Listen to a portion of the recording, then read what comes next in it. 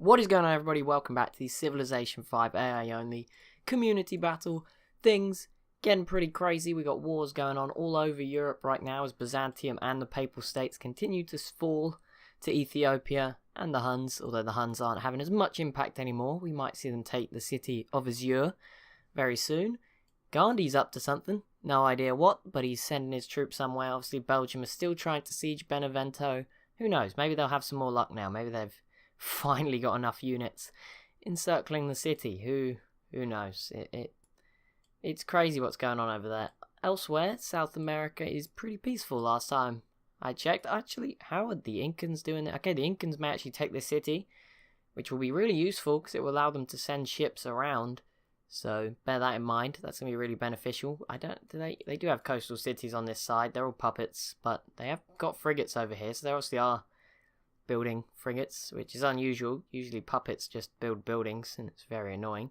I imagine it's even more complicated because the AI probably doesn't even understand that. New Zealand is still empty, and not even a single tile was gone. There is some luxuries here, so I'm a bit surprised, but oh well. Australia still here. Samoa, bit depleted. Samoa now have battleships and a plane, which means they finally found some oil. I don't know if their borders expanded onto some oil, or maybe they bought some. Maybe a mix of both. The Moors pieced out with Argentina. That's a start for Argentina. It's not great, but it's a start. Wait, what? When did this start? Did I miss this? What? I'm very confused. Hang on. Texas at war with the Aztecs? No, I think this is just a hurt unit moving over. I don't think they're at war with the Aztecs. They are at war with the Moors. Or the Inca, somebody. But it's not too important. The Zulu have pieced out with Kilwa. I didn't even know they're at war. Not very much happened. Rhodesia have a settler over here. That would be interesting. See what they do with that. Interesting that Kilwa are still here. I keep forgetting about them. Just chilling here. Bit of land in East Africa. They don't even have Mount Kilimanjaro. That is just... It's just a shame. The Sioux trying again. Fair play to them. Fair play. They're giving it another go. Let's see what Ethiopia does here, because, you know, their turns are pretty eventful right now. Particularly the fate of Rome, which I think can fall if they use this Great War Infantry. And I think that would be all they would take. Unless this cavalry could maybe get on the road and take Azure, I don't think that would work. Maybe next turn. Ethiopia, your turn takes forever. Just a heads up. And I look away, and there we go. The Papal States are finally eliminated. Whoop whoop. It's about time. Rome has fallen to Ethiopia, meaning they now control a much larger proportion of southern Europe. And Ethiopia now have the most original capitals. With Thor, they have the Huns, Rome, their own capital, and who on earth is the other? Oh, and Egypt. At 30 population, they now have Thebes. Well, they've had Thebes for a long time. It's actually their biggest city, one of the biggest cities in the world. Ethiopia have a strong navy over here, so nothing for them to worry about. Obviously, they're a bit behind Vietnam, tech-wise, because Vietnam have battleships, but obviously Vietnam are storming away on technology. Not sure if anyone's going to be able to catch them. The Mayans, how is that possible? I mean, I know the Mayans are still alive. They have units somewhere, but I'm pretty sure that's not possible. Like, if you only have units, I feel like you shouldn't be able to declare a war. I don't know if that's possible. I mean, obviously it works because I've done it to set this game up. But, yeah, maybe it does work. Whatever. Austria pieced out with Stalin. Nothing changed hands. And the Huns did sneak those riflemen in. Took them some time. And I'm not sure. I think this was a joint effort. Ethiopia and the Huns planes. But there you go. The city of Azure, the former Assyrian capital, falling to the Huns. And the Huns might actually now... The Huns now also have 4 original capitals. There you go. They have Attila's court, Persepolis, Babylon, and Azure. So just like that, domination victory. The Huns are just as close as Ethiopia. And look at this. The Middle East starting to be owned by the Huns. Will they go after Babylon? That'd be interesting. They're also starting a better effort of a siege over here, but that doesn't seem to have materialized. And all these frigates are going to be a pain. Although they have planes, which is like a big advantage. But yeah, Austria now probably got to focus on defending from an incoming Ethiopian invasion. very soon. Papal States might take this back. It's very unlikely, but they might. I imagine these caravels will be destroyed, though, making it rather less likely. Japan is... yeah, Vietnam's not really trying anymore. I think Japan's got the units here. All this artillery is going to be destroying the frigate in particular. They're not really making an effort with the battleship, which could be an issue. It's in the yellow. And I imagine this artillery is doing it as well. Plus they have planes, which will be least good for them. Here's most of Vietnam's forces, though, to be fair. That seems like the Mongolian border is pretty empty. Mongolia is still alive, still definitely going to be a challenge that Vietnam may choose not to deal with. I mean, Korea, I don't know how I feel about Korea right now. They're ahead of... they're going to keep progressing, probably going to overtake Mongolia for technology. They're a bit similar right now, but they'll probably push past them soon, whenever that happens. The Sioux might actually do this here. These cannons might be helping. Just maybe the Sioux can get the job done. Polynesia are struggling a little bit here. Not really doing anything. To be fair, the fact they've done this well is unbelievable. Like, Polynesia are still around at turn 300. Well, no, they're usually still around. They're just not doing this well. Let's have a look down here. The Incans did finally take the southern city away from Argentina down here in South America.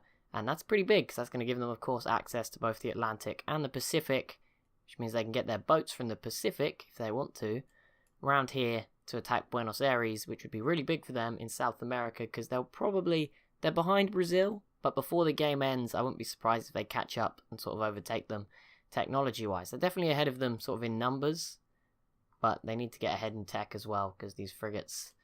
mainly because Brazil has artillery. That's the main difference. I do see the Incans now have great war infantry, so they're not doing too badly. And Byzantium piecing out with Ethiopia and the Bordigor. The Bordigor. What is this? Ethiopia has taken the city of Nicaea, I don't know, over here. This is bad. Like, this is so bad, because it stops the Huns from progressing this way, because they're not going to attack Ethiopia. So it basically prevents the Huns from attacking anymore. It puts Byzantium in a bad spot for next time Ethiopia goes after them.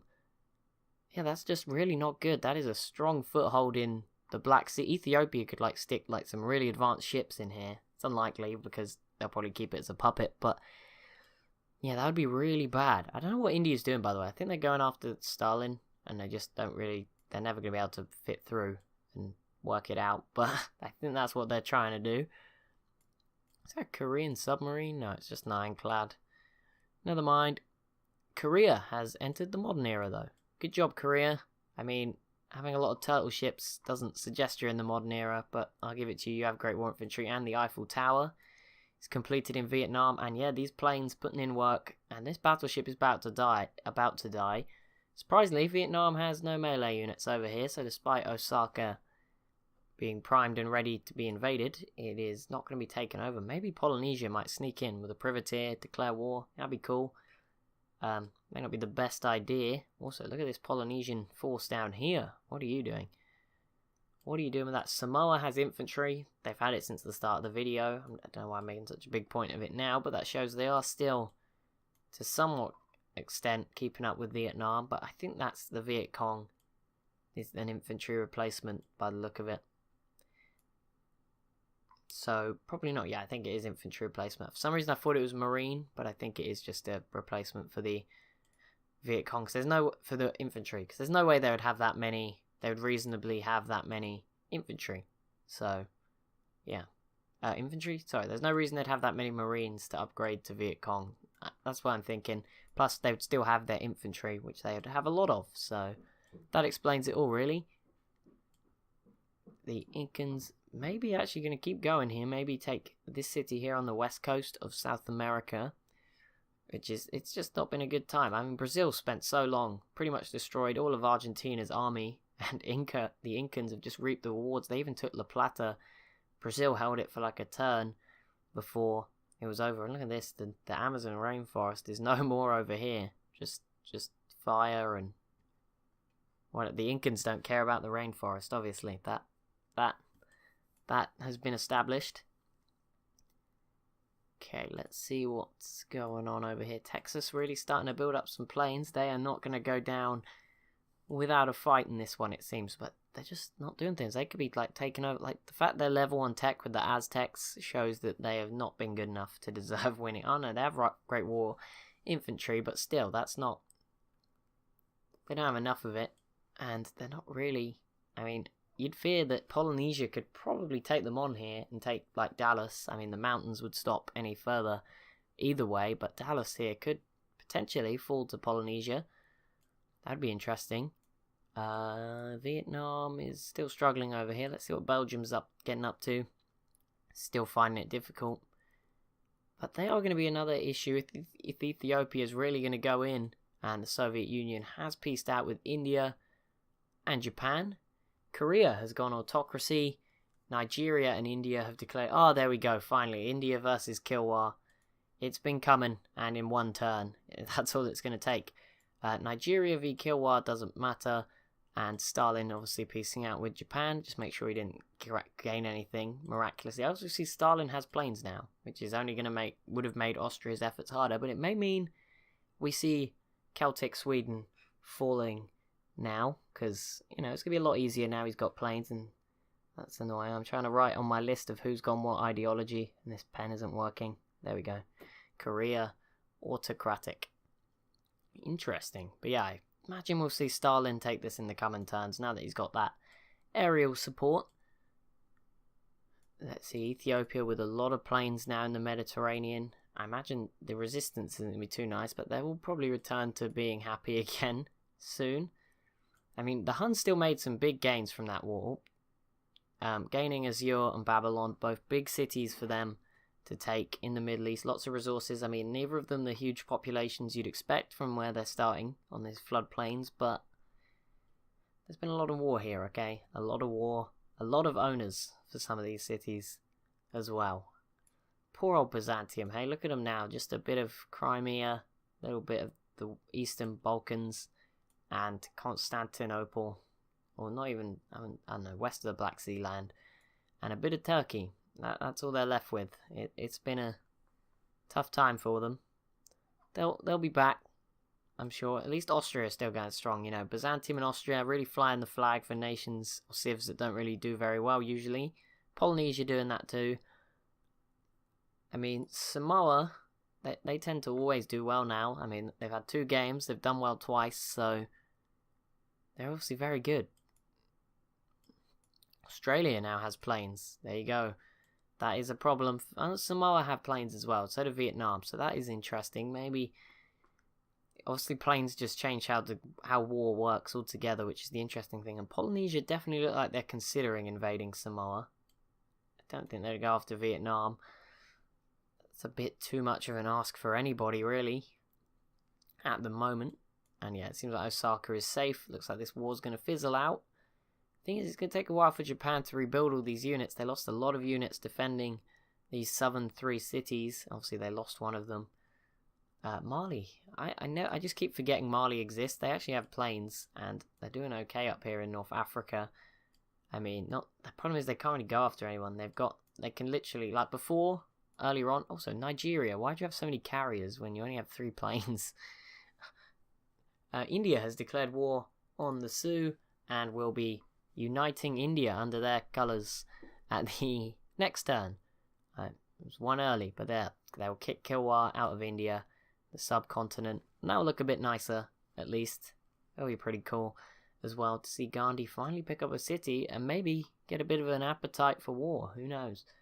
Yep, Ethiopia straight away putting that 4 planes right here on the eastern coast of the Black Sea, which pretty much gives them the power to police this region, because no one else has got like a ton of planes. Like the Huns have a few, but they'd never be willing to go toe to toe with Ethiopia. So they can just keep an eye on Byzantium, the Moorish city out here, Stalin, probably Austria as well, though Rome and Adrianople, and this, more importantly, this city here with 5 planes in it will do a better job of that. But yeah, he just needs to be careful that, you know, he doesn't get invaded by someone like Burundi here, who if they put in a lot, you know, they could win it. Burundi now have planes. Everyone's just got planes now. It's crazy. But that's going to be it for this episode. As always, if you have enjoyed, be sure to leave a like and a comment down below. Be sure to subscribe to the channel if you are new around here. Thank you so much for watching, and I'll see you in the next one.